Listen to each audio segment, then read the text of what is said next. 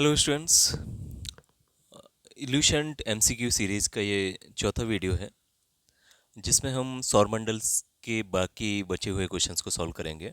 ये 10 से 20 मिनट में हम 50 क्वेश्चन सौरमंडल से संबंधित सॉल्व करेंगे। अभी तक हम सौरमंडल्स के 100 क्वेश्चंस को सॉल्व कर चुके हैं। इसमें से जो शुरुआत का 7वां क्वेश्चन था उसमें एक छोटी सी गलती हुई थी हमसे। 7वें क्वेश्चन में हम यहाँ पे लिखा है कि पृथ्वी से बढ़ती दूरी के अनुसार ग्रहों का क्रम पूछा था, और हम यहाँ पे सूर्य से बढ़ती दूरी के अनुसार ग्रहों को सोच गए, जिसकी वजह से हमने बताया था कि ये क्वेश्चन गलत है, बट ऐसा नहीं है। यहाँ पे पृथ्वी से जो बढ़ती दूरी के अनुसार ग्रहों का क्रम देखा जाएगा तो पृथ्वी के सबसे नज़दीक में है ट्विन सिस्टर, जैसे प्लैनेट्स बोलते हैं, यानी शुक्र सबसे पास में है पृथ्वी के।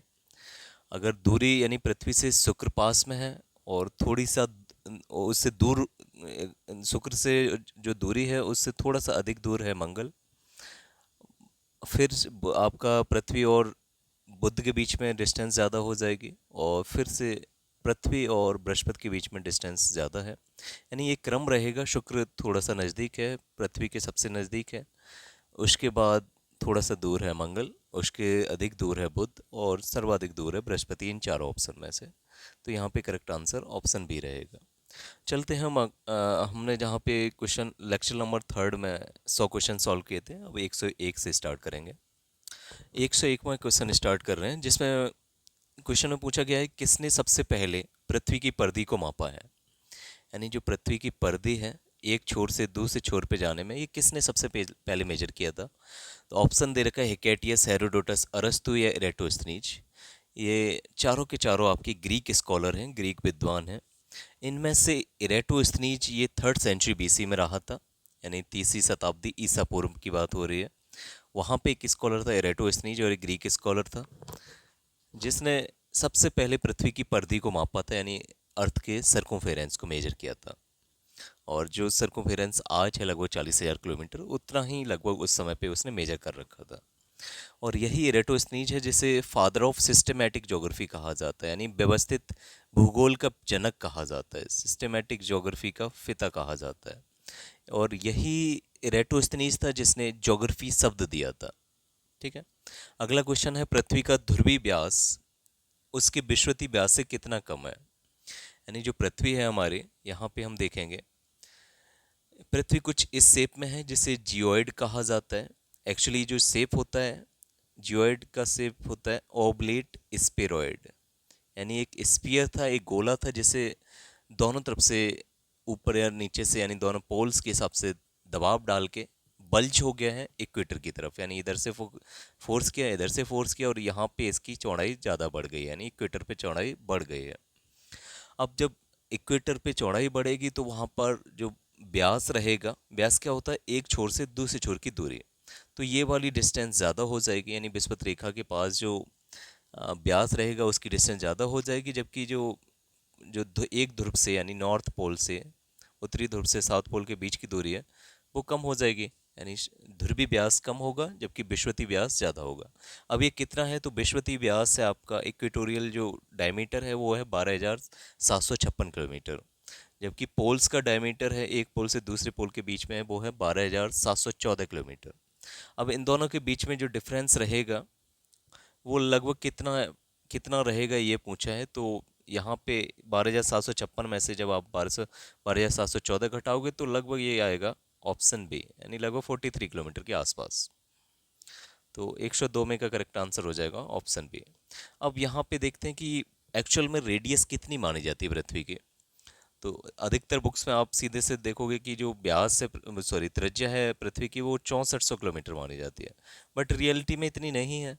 रियलिटी में जो आप ये 12,714 है इसका हाफ कर लो तो इसका हाफ आएगा 6357। 12,756 है इसका हाफ कर लो, ये त्रिज्या आ गई 6378।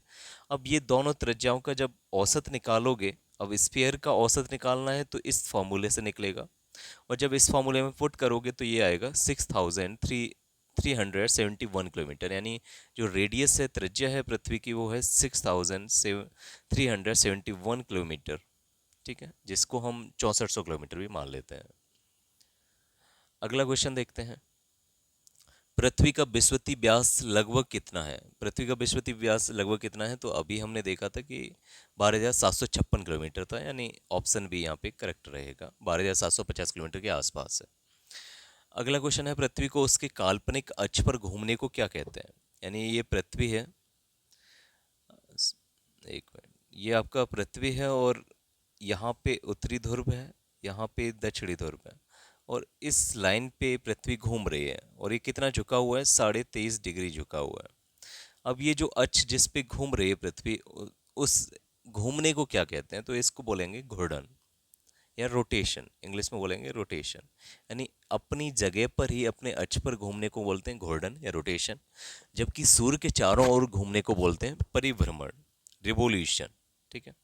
अगला क्वेश्चन है, पृथ्वी की अपनी कक्षा में गति है, यानी पृथ्वी अपनी ही एक्सिस पे कैसे घूमती है? पूरब से पश्चिम घूमती है, पश्चिम से पूरब घूमती है? तो यहाँ पे करेक्ट आंसर है पश्चिम से पूरब घूमती है, पिछली वीडियो में हम बता चुके हैं।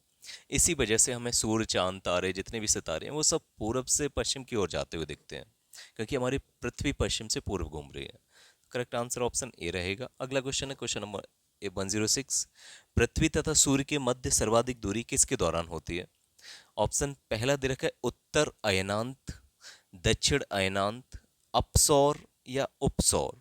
तो हम ये पिछली वीडियो में बता चुके हैं कि जो पृथ्वी और सूर्य के मध्य जो सर्वाधिक दूरी होती है वो कंडीशन होती है अपसौर, अपसौर एपिहेलियन। ठीक है, इंग्लिश में इसे बोलते हैं एपिहेलियन। जबकि सूर्य और पृथ्वी के मध्य सर्वाधिक कम दूरी यानी न्यूनतम दूरी, यानी इन दोनों के बीच में सबसे कम दूरी होती है उपसौर के समय पे, और इसी को बोलते हैं पेरीहेलियन, पेरीहेलियन। ठीक है। अगला क्वेश्चन है 107। नेक्स्ट क्वेश्चन में पूछा है कि ऋतुएं निम्नलिखित के कारण होती हैं, यानी ऋतु किसके कारण होगी, यानी सीजन किसके द्वारा बदलेगा? पहला है पृथ्वी घूर्णन करती है, इसकी वजह से। सूर्य के चारों ओर पृथ्वी का परिक्रमण है, यानी सूर्य सूर्य के चारों ओर पृथ्वी घूमती है, क्या इसकी वजह से होता है ऋतु में परिवर्तन? ऑप्शन सी है पृथ्वी का अक्ष से 66.5 डिग्री का जो टिल्ट है उसकी वजह से, या डी दे रखा है कि बी और सी दोनों सही है। तो अगर यहाँ पे 66.5 की जगह अगर 23.5 दे रखा होता तो फिर ये भी आंसर सही हो जाता, बट इन चारों में अभी की कंडीशन में ऑप्शन बी सही है। यानी सीजन जो ऋतुएं बदलती हैं वो सूर्य के चारों ओर पृथ्वी की परिक्रमण के कारण बदलती हैं, यानी पृथ्वी सूर्य के चारों ओर घूम रही है, परिक्रमा कर रही है, जिसकी वजह से ऋतुएं चेंज होती हैं, सीजन चेंज होते हैं। दूसरा कारण चेंज सीजन का है वो है पृथ्वी का अपने अक्ष पर 23.5 डिग्री झुका होना।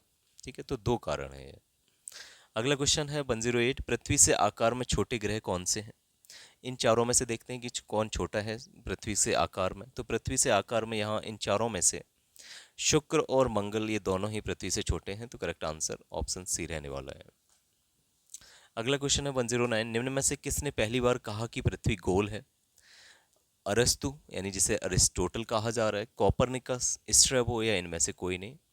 तो ऑप्शन ए यहाँ पे करेक्ट रहेगा, यानी जो अरस्तु थे, एक ग्रीक स्कॉलर थे, उन्होंने ही कहा था कि उन्होंने सबसे पहले कहा था कि पृथ्वी का जो शेप है वो गोलाकार है, पृथ्वी गोल है।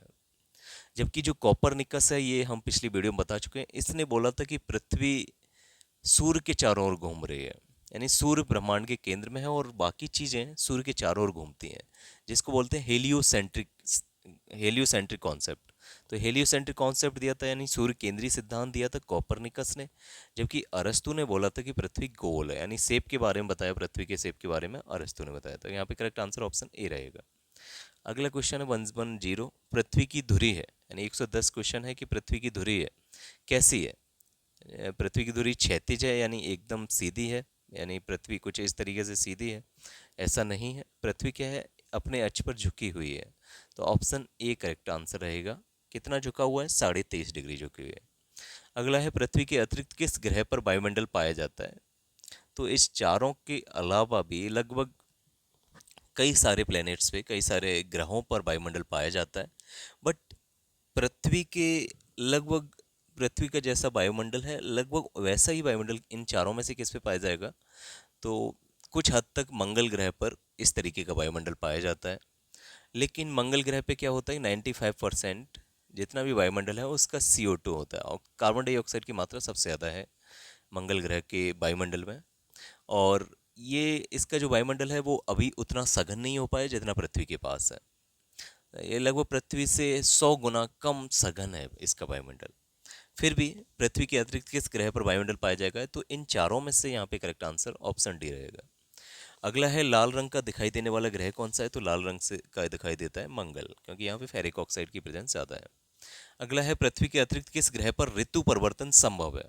तो फिर से ये क्वेश्चन थोड़ा सा डाउट में है, क्योंकि ऋतु परिवर्तन हर जगह पे है। ऋतु परिवर्तन अभी हमने पिछले क्वेश्चन में बताया था कि ऋतु परिवर्तन दो चीज़ों से होता है।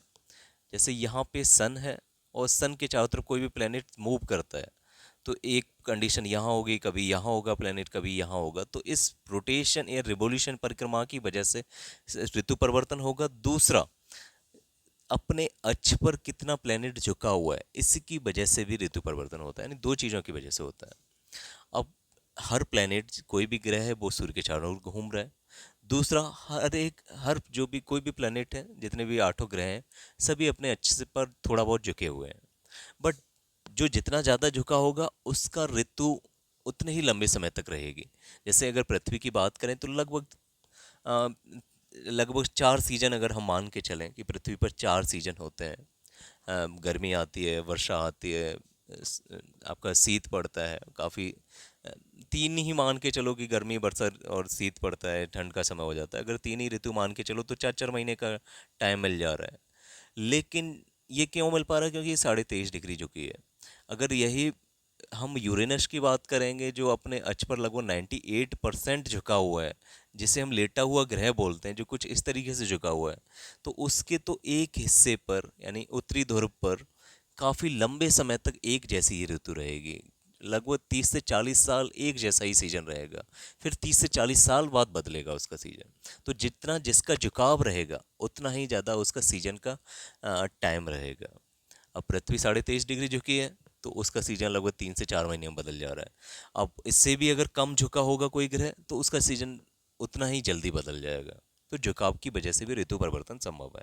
लेकिन यहाँ पे जो पूछा है पृथ्वी के अतिरिक्त किस ग्रह पर ऋतु परिवर्तन संभव है, तो क्योंकि मंगल पृथ्वी के जैसा ही झुका हुआ है, लगभग उतना ही झुका हुआ है, तो पृथ्वी पर जितना ऋतु के बीच में, सीजन के बीच में टाइम बदलता है, उतना ही मंगल पे बदलता है। तो यहाँ पे करेक्ट आंसर मंगल होने वाला है इन चारों में से। अगला क्वेश्चन है पृथ्वी के अतिरिक्त किस ग्रह पर मानव उपस्थिति की संभावना है, तो हाँ, मंगल ग्रह पर मानव उपस्थिति की संभावना बन सकती है। इसी वजह से हमने भी कई सारे जो देश हैं उन्होंने अपने अपने जो सैटेलाइट्स हैं वो मंगल पे भेजे हैं, अपने अपने बहुत सारे मिशन मंगल पे भेजे हैं। उन्हीं में से हमने भी, इंडिया ने भी मंगलयान भेजा था।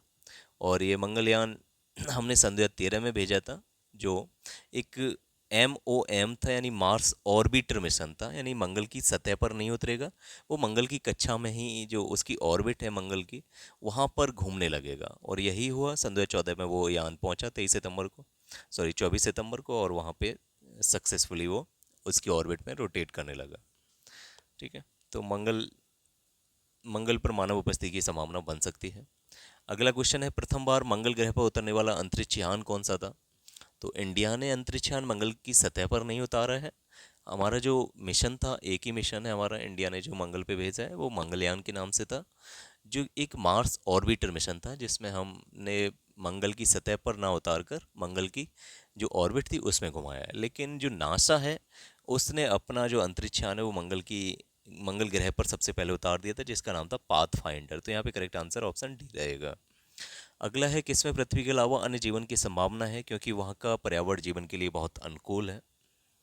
तो ये करेक्ट आंसर ऑप्शन बी ही होने वाला है। यहाँ पे मंगल पर अधिक संभावना है कि वहाँ का जो वायुमंडल है वो जीवन के लिए अनुकूल होगा। अगला क्वेश्चन है 117, एक ग्रह के दिन का मान और उसके अक्ष का झुकाव लगभग पृथ्वी के दिन के मान और झुकाव के तुल्य है। तो वो कौन सा आपका ग्रह है। इसमें वही कहा जा रहा है कि जो झुकाव है, जैसे पृथ्वी 23.5 डिग्री झुकी हुई है, तो लगभग उतना ही कौन सा प्लेनेट झुका हुआ है, तो ये करेक्ट आंसर डी रहेगा, यानी मंगल ही, ऐसा प्लेनेट मंगल ही है। अगला क्वेश्चन है सौरमंडल का सबसे छोटा उपग्रह कौन सा है, तो सौरमंडल का सबसे छोटा उपग्रह डीमोस है। और ये उपग्रह कहाँ का है, तो ये मंगल। नेक्स्ट क्वेश्चन है कि रात्रि को आकाश में कौन सा ग्रह लाल दिखता है, तो लाल मंगल ग्रह ही दिखता है, इसी को लाल ग्रह भी कहा जाता है। नेक्स्ट है कि सौरमंडल में सबसे बड़ा ग्रह कौन सा है? तो सबसे बड़ा ग्रह आठों में से है Brihaspati, Jupiter. Next question, Brihaspati ग्रह पर लाल धब्बे किस संकेत के सूचक हैं? यानी बृहस्पति जो ग्रह है, आप देखा होगा तो उस पर कई सारे धब्बे दिखते हैं, तो ये अशांत बादल के सूचक हैं। यानी वहाँ पर साइक्लोनिक एक्टिविटी होती रहती है, जिसकी वजह से उसका जो वायुमंडल है वो वहाँ पर धब्बे दिखते हैं दूर से, तो ये अशांत बादल का सूचक है। नेक्स्ट क्वेश्चन है कि यूएसए ने किस ग्रह की खोज के लिए गैलीलियो नामक अंतरिक्ष यान भेजा था? तो गैलीलियो जो यान था, ये आपको भेजा गया, गैलीलियो मिशन था, ये बृहस्पति के लिए भेजा गया था। बृहस्पति के लिए कई सारे मिशन भेजे गए थे, उसमें से एक जूनो मिशन था, गैलीलियो मिशन भी उनमें से एक है। नेक्स्ट क्वेश्चन है कि मैगलन अभियान किस ग्रह से संबंधित है? मैगलन, अब मैगलन जो मिशन है, ये नासा का ही है और ये शुक्र से संबंधित है, वीनस से संबंधित है। अगला है शूमेकर लेवी 9, ये कॉमेट था, यानी एक धूमकेतु था। ये किस ग्रह से टकराया था? तो शूमेकर लेवी 9 कॉमेट, ये 1994 में बृहस्पति ग्रह से जाके टकराया था। अगला है सूर्य के इर्द गिर्द परिक्रमा में निम्न में से कौन सा ग्रह अधिकतम समय लेता है? तो सूर्य के चारों ओर, यानी सूर्य शन यहाँ पे है, बाकी सारे प्लैनेट्स इसी के चारों ओर रिवॉल्व कर रहे हैं, तो कौन सबसे ज़्यादा समय लेगा? तो जो सूर्य से सबसे अधिक दूरी पर होगा वो सबसे अधिक समय लेगा सूर्य की परिक्रमा में।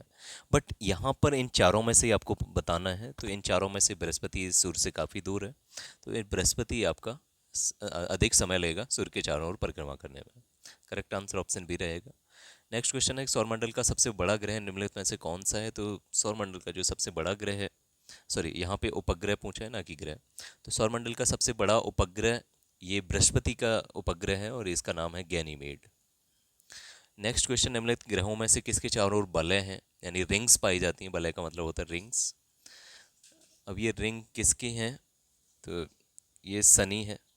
यानी निम्नलिखित ग्रहों में से किसके चारों ओर वलय पाए जाते हैं? तो शनि के चारों ओर आपकी 7 कंसेंट्रिक सर्कल्स में रिंग्स पाई जाती हैं, तो इसलिए शनि को वलयों का वलयकार ग्रह भी कहा जाता है।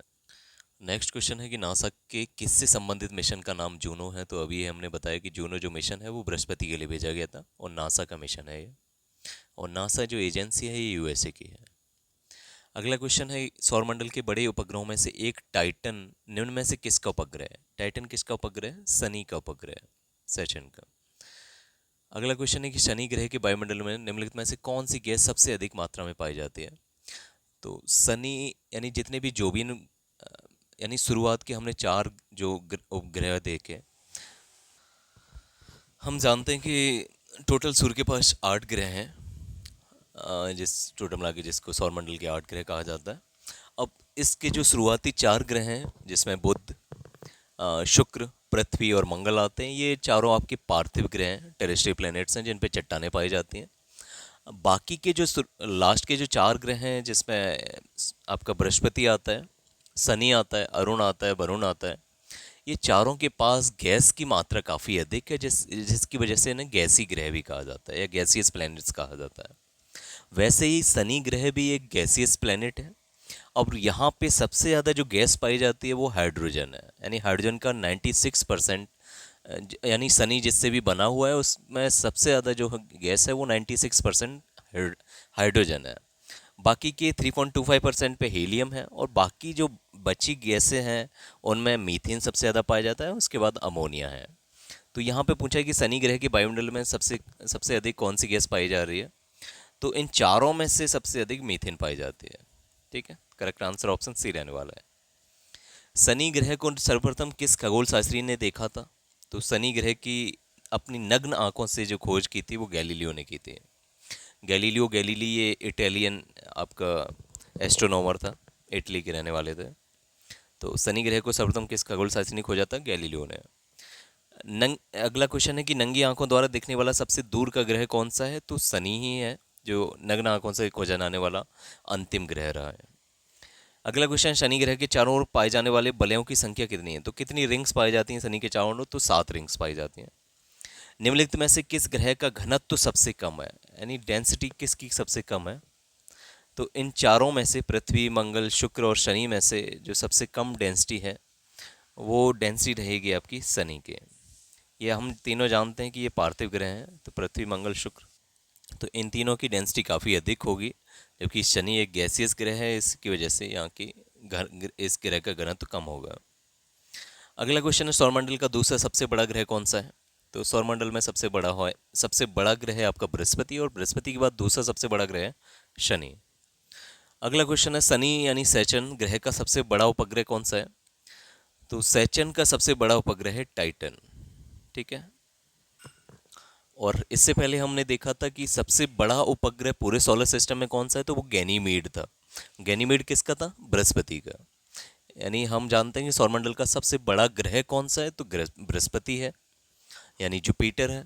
और बृहस्पति का ही जो सबसे बड़ा उपग्रह है जिसका नाम है गैनीमेड, वो पूरे सौरमंडल का सबसे बड़ा उपग्रह है। ठीक है। अगला क्वेश्चन, निम्न में से किस ग्रह के चारों ओर स्पष्ट विलय हैं, यानी रिंग्स पाई जाती हैं? ये रिंग्स छोटे छोटे टुकड़े हैं, गैसेस हैं, आपके आइस के टुकड़े हैं।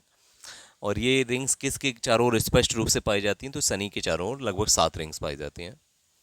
अगला है, यूरेनस की खोज किसने की थी? यूरेनस की खोज हर्सेल ने की थी। जैसे अभी हमने देखा कि शनि की खोज किसने की है, तो शनि की खोज गैलीलियो ने की है। वैसे ही यूरेनस जो आपका ग्रह है उसकी खोज हर्सेल ने की है। कौन सा ग्रह सर्वाधिक गैसों से घिरा हुआ है? तो इसका जो आंसर है वो कई सारे ग्रह हो सकते हैं, बट यहाँ पे जो जिसे गैस गाइंट्स बोला जाता है, जिस पे सबसे ज़्यादा गैसेस हैं, तो वो करेक्ट आंसर ऑप्शन ए होना चाहिए, बृहस्पति होना चाहिए। अगला है, यूरेनस के कितने उपग्रह हैं? तो आज के समय पे उपग्रहों की संख्या लगातार बढ़ती चली जा रही है, कई सारे नए नए उपग्रह खोजे जा रहे हैं।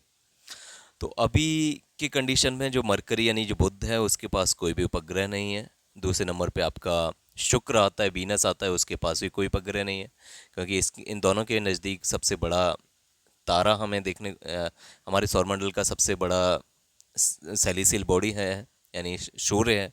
तो सूर्य की वजह से यहाँ पे मरकरी और वीनस के पास कोई उपग्रह नहीं है। फिर जैसे जैसे दूरी बढ़ती है तो अर्थ के पास एक उपग्रह आ जाता है जिसका नाम ल्यूना यानी चंद्रमा है। उसके बाद मार्स यानी जो आपका मंगल है उसके पास 2 उपग्रह हो जाते हैं जिसका नाम है फोबोस और डीमोस। इसके बाद जुपिटर यानी जो बृहस्पति है उसके पास 95 सैटेलाइट्स, उन 95 उपग्रह अभी तक खोजे जा चुके हैं। और इन 95 में सबसे बड़ा है गैनीमीड, और यही गैनीमीड पूरे सोलर सिस्टम का सबसे बड़ा उपग्रह है। इसके बाद सर्वाधिक संख्या में उपग्रह रखने वाला ग्रह आता है जिसका नाम है शनि, और शनि के पास अभी की कंडीशन में 146 उपग्रह खोजे जा चुके हैं, और ये सब सर्वाधिक संख्या में जो उपग्रह खोजे जा चुके हैं वो शनि के ही हैं। इसके बाद शनि के बाद आता है अरुण यानी यूरेनस। यूरेनस के पास अभी की कंडीशन में लगभग 27 उपग्रह खोजे जा चुके हैं। और सबसे अंतिम में आता है आपका वरुण यानी नेपच्यून, इसके पास अभी भी 14 उपग्रह खोजे जा चुके हैं।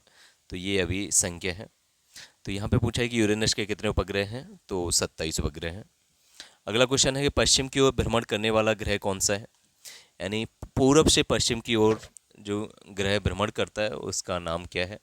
तो ये 2 ग्रह हैं 8 ग्रह में से जो बाकी 6 ग्रहों से अलग चलते हैं, जिनके नाम है बीनस और यूरेनस, यानी बीनस और यूरेनस, यानी अरुण और शुक्र। ये बाकी जो 6 ग्रह हैं उनसे उल्टे पथ पर चलते हैं, यानी ये पश्चिम की ओर भ्रमण करते हैं। अगला क्वेश्चन है, ओबेरॉन, टाइटेनिया, एरियल, अंबारियल, मिरांडा, ये पांचों किस ग्रह के उपग्रह हैं? ये पांचों किस ग्रह के उपग्रह हैं? तो इसका करेक्ट आंसर है आपका अरुण यानी यूरेनस।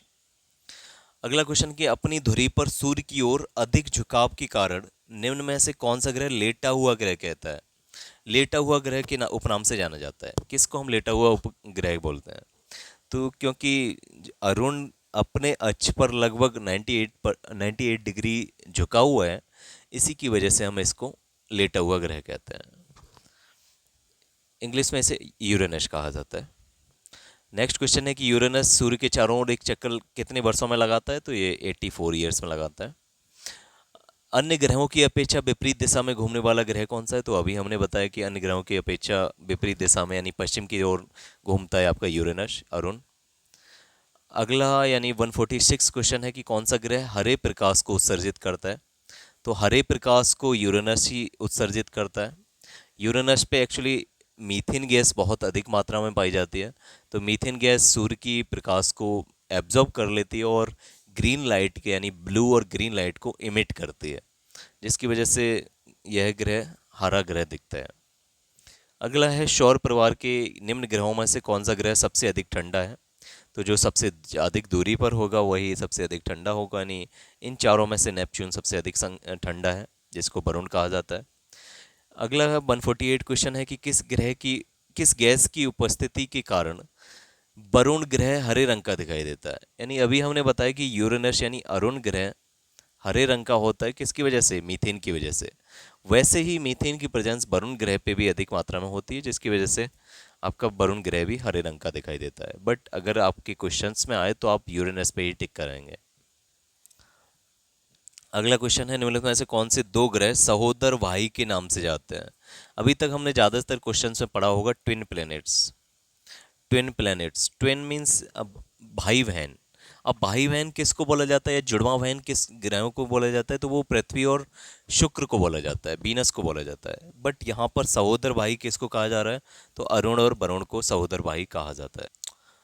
और ये हमारी वीडियो को अंतिम क्वेश्चन है 150। यहाँ पे हम देख रहे हैं कि सौरमंडल का सबसे छोटा ग्रह कौन सा है। तो सौरमंडल का सबसे छोटा ग्रह बुध है। ठीक है, तो आज की वीडियो यहीं तक करेंगे और अगले जो वीडियो आएगी हमारे, उसमें हम सौरमंडल की लगभग सभी क्वेश्चंस को कंप्लीट कर देंगे, जिसमें 213 क्वेश्चंस हैं, 150 हमने कर चुके हैं। तो बाकी के क्वेश्चन अगली वीडियो में कंप्लीट कर देंगे, फिर नेक्स्ट चैप्टर स्टार्ट होगा। अगर आपको वीडियो पसंद आए तो वीडियो को लाइक करिएगा, चैनल को सब्सक्राइब करिए और अधिक से अधिक संख्या तक इस वीडियो को पहुँचाइएगा। जय हिंद।